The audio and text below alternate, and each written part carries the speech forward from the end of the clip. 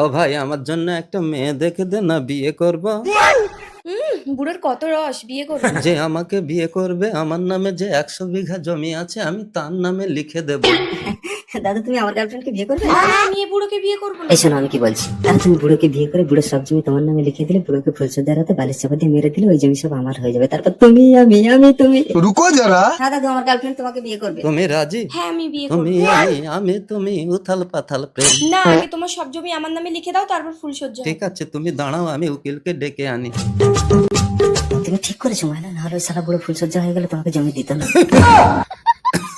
বাকি ঠিক আছে, আজ থেকে বুড়ো যতদিন বেঁচে থাকবে বুড়ো সব জমি তোমার। আর বুড়ো যদি কোনো কারণে মারা যায় তাহলে বুড়ো চিতায় তোমাকে তুলে দেওয়া হবে।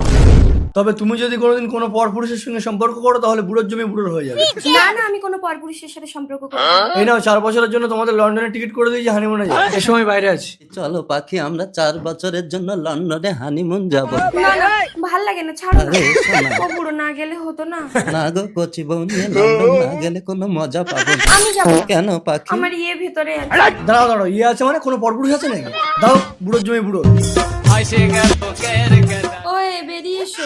ওই দাঁড়া, মালটা তো আমার নাকি?